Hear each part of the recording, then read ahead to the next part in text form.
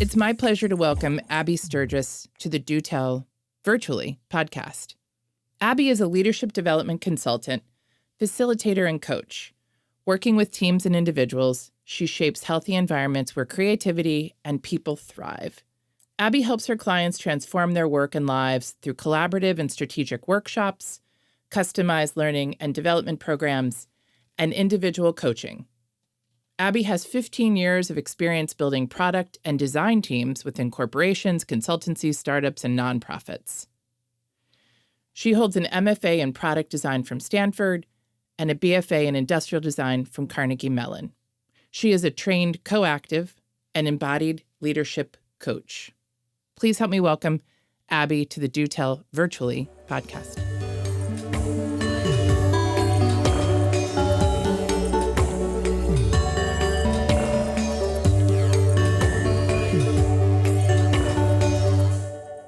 Welcome to the podcast. We're delighted to have you here and thrilled for you to bring some of your points of view about, really at the heart of this, it's how do you engage people? And in our live world, when you're in a room full of people with energy and presence and nonverbals and multimedia and things to be able to distract, getting people's engagement attention is easy. But when we move to the virtual world, we have to really illuminate and accentuate certain things to get their attention, engagement, adoption, resonation. So I was attracted to have a chat with you because of the work you did in assembling your blog post and what you called Stokes. So why don't you just start by telling us how you defined the Stoke and what made that list and how you thought about curating it, because it was a pretty significant list. We will post to it under the podcast. So go ahead, Abby, tell us about it. Yeah, thanks so much, Ruth. I'm happy to be here, and I'm glad you're talking about how to help people stay connected in our new remote reality. What drove me to create that blog post is a lot of my clients, both corporate teams as well as let me back up by saying a lot of my clients were just trying to adapt to this new reality where they can't have those little one-on-one quick conversations. And to your point, there's so many distractions at home. We're asking so much of people in this new remote reality to juggle, homeschooling and being a parent and doing your job. And how do you get their attention in a meeting, especially with a number of people? Stokes are something that I do in person at workshops all the time. And this was a way to help give people just a few tools to spend the first few minutes of any meeting first connecting as people. A lot of these Stokes are designed to help people just recognize that they're not alone, that they are sharing similar challenges to other people. And there is a level of connection that you can build with these simple tools in the first few minutes of a 30-minute meeting or an hour-long meeting that are going to help everyone to be more focused and creative. And it really sets the stage to be able to get actual work done. So I was driven to... No. I'm struck by what importance you just placed on that, the first 90 seconds or the first few minutes of what you do when people gather. So let's just talk about that for a second, then we can talk about the strategies that you use and how you set the tone, how you set the norm, how you invite people in. In the public speaking world, when we're doing presentations, we might call it the hook. How do you hook them in? But in this, it's kind of a synonym. But from your perspective, that first opening, tell us a little about what happens in the reverse if you don't engage your audience. Just talk to us about if you're not paying attention to that opening and how you're engaging, what your possibilities are versus when you do. Yeah, absolutely. So often I'm sure you and everyone listening can relate to hopping on a meeting where, it starts promptly. They throw up an agenda and they say, okay, we're going to dive in. And people are on Slack, they are texting, they are emailing, they may not even have their video on. They are half paying attention, getting to any sort of collective decision that people are going to feel good about and committed to. You can't really get to that depth. Whereas if you are starting with one of these Stokes, where you are requiring everyone to have their video and you're asking them to actually look into the camera, look at other people's faces, remember that this isn't something they can just half pay attention to, that their time is valuable, your time is valuable, and you're going to make the most of it, and that we are human. And yes, we have a job to do, but let's first connect as people, so that we can actually do the work that we care about doing. And you're reminding us out of the gate that this is still about people communicating with each other, not just hopping on a piece of technology that happens to have a person at the other end that might or might be saying something that's interesting or relevant. That this really is about staying connected. Yeah. And if we're not deploying some of these early strategies in any engagement we have, we're gonna lose you. So let's talk about some of your favorites. Absolutely. And I'm sure you have a few that you constantly use, and I've read the list many times. But why don't you pull out one or two that you know that work really well in a virtual setting? Because that's our goal here, is to help people really pivot from the live to the virtual. Yeah. There's a lot that are great on there that are for longer format, right? Where you might be doing an hour and a half, 2 hour, 3 hour, 4 hour workshop. But I wanted to just highlight a couple where when you've got a half hour meeting and you really can't spend more than 5 minutes on this, what is sort of going to be the most powerful for you? So one that I like to do that you can do at the beginning and the close of a meeting is called One Word.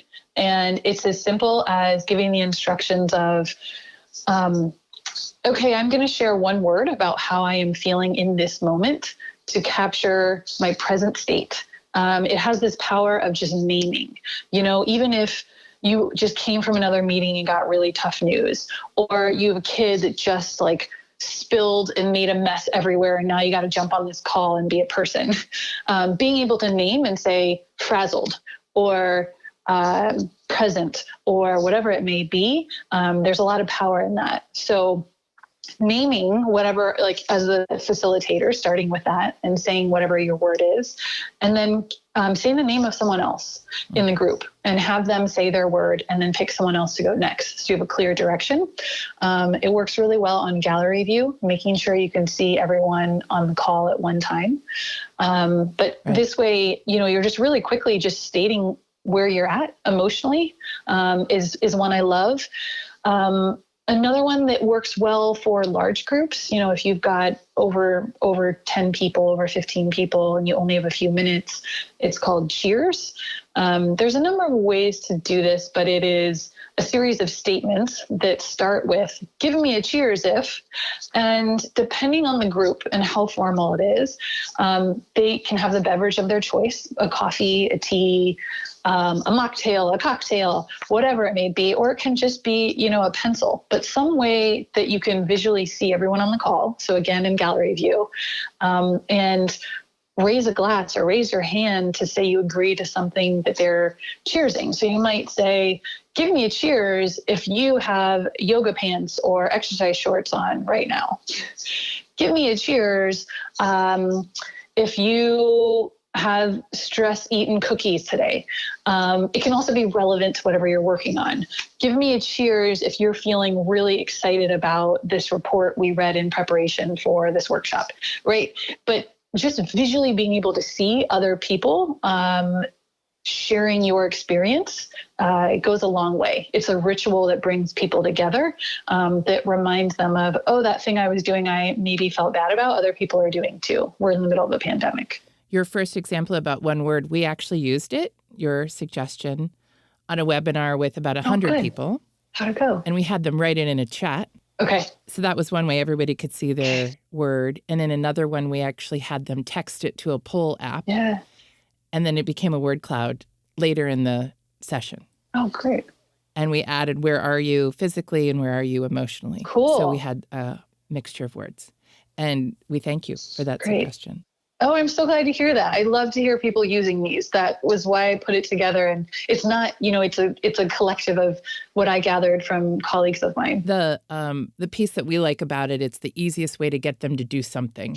Yeah. Everybody has a word. You may not have a sentence, you may not have a statement, but you have a word, right? Yep. Talk to me a little about the Stokes that are kind of in your space, that don't involve the technology where you might have to go grab something or share something, and how those can work. And I've seen my children do a few of those on their school Zoom calls. Well, the teacher will say, go find something and, hold it up. But talk to us a little about what's the benefit of that?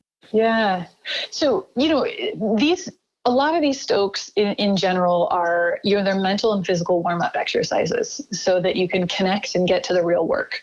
When you're doing things like a mini scavenger hunt, you're using different parts of your brain when you are using your body. If I am just sitting here and thinking about what I'm going to say or what I'm going to do, I'm using a different part of my brain than if I'm moving around and grabbing something and tactily interacting with something. So one I love there is the mini scavenger hunt. Something as simple as, okay, you've got 30 seconds to find something purple and bring it back to the screen. You're moving around, you're getting people up, you're invigorating them in that way. And then you're also encouraging them to share something personal. Even if it's a purple stapler, it is a purple stapler that they have in their house, and it is something that they are telling you about themselves. And they can make that as personal or as professional as they want, but it's an opportunity to let them to decide how they want to engage. That's great.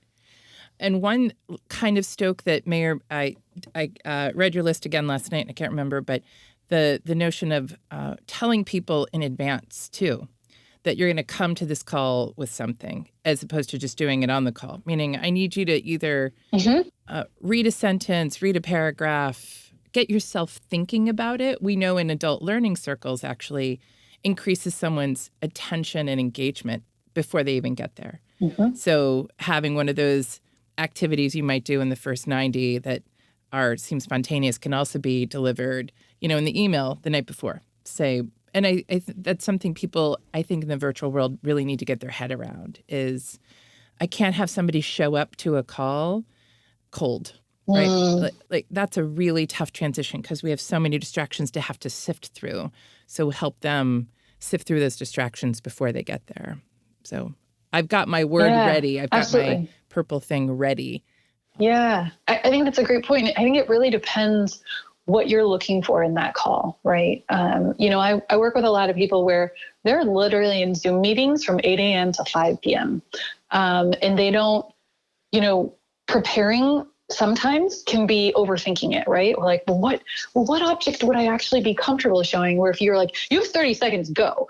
It's a really different situation. We call those deep blue people who want to think too much about it. We don't want to give them too much time. And they're in every group. But, if you're working on a really important subject that you want people to be thoughtful about, asking them to spend, giving them a time limit of spend no more than 5 minutes or 10 minutes preparing this, but find this object, do this thing, come prepared with this question or this word is absolutely valuable. So let's just finish with one other question, which might surprise you, but when does a Stoke go badly?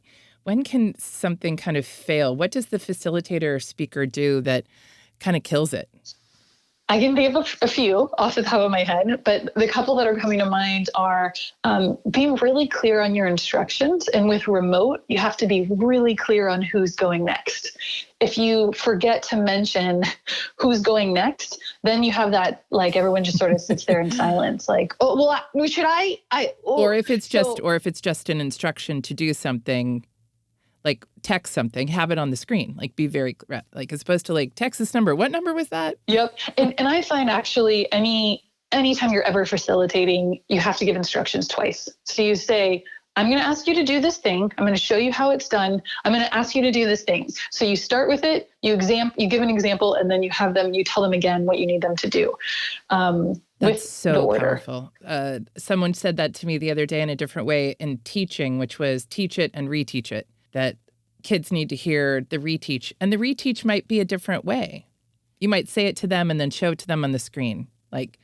Tell me your word, but then put a slide up so that a different sensory element is triggered as opposed to, oh, I didn't hear you the first time. Am I going to hear you the second? Yeah, I love hearing it described in that way. Especially when you're trying to get somebody's attention who's not paying any, right? If they were, Yep. we'll say one thing that, just to build on that, we'll say, look at the screen. Intentionally, right? We want you to, wherever you're looking, go look at the screen. There's instructions on the screen. I'll also read them to you. But I think these are in the spirit of where it goes badly. We assume people hear us the first time. We assume they understand the instructions. And then I think, there's probably something in there about giving people space and time to reply. If the response time was too slow, too fast, or you're going too fast through the gallery view, or you close down the chat too fast, why would I get asked to do that? I think there's that anxiety that quiet and silence is bad. And actually, sometimes it's the only time we get the work done. When you get people. Yeah, great point. I know when I've trained people on different qualitative research techniques in the past, I always remind them, being interviewed is hard. Give them time to pause and answer the question. Allow them to be thoughtful. They will fill the space. I was just going to say one other pitfall that might be worth mentioning that's important, knowing that you've got a timeline for some of these Stokes, is sometimes you have to give people a timeline deadline. So, if you're saying, yes. Yeah, right. Like there's a Stoke in there called Thorns and Roses, or Roses and Thorns. I've heard it called a bunch of different things. You're asking people, share one thing that has gone really well today and one thing that was a little bit harder, whatever timeline you're using, day, week, month. But people really want to do the activity right. So sometimes letting them know, okay, you've got 30 seconds to share, or you have 1 minute to share, and I'm going to keep time for us, and I'll let you know when your time is up. Because sometimes when people start talking, they don't realize they're going a while, and it's really hard to cut someone off if they're sharing something important and meaningful to them once they're mid-sentence and going. Absolutely. That's great advice. So being sensitive to time, also, we're sensitive to our listeners on the podcast, and our goal is to give everyone enough of a nugget to get excited and stoked to try something new as they move from their live to virtual realities. And hopefully these tips, and Abby, we can't thank you enough for coming on the Do Tell podcast and giving us some of your insight and passion for helping people be their best speaker and facilitator and their best selves. So thank you very much. Oh, thank you so much for having me, Ruth. It's been such a pleasure. Thank you so much for listening to the Do Tell Virtually podcast. We have a lot of others in our series if you're interested in how to become your best virtual self. Whether you are a speaker, a leader, trainer, teacher, facilitator, or salesperson. You can also check us out at our website at www.articulationinc.com. That's the word articulation, inc.com. Thanks for tuning in and spending a little time with us. Until next time, have a great day.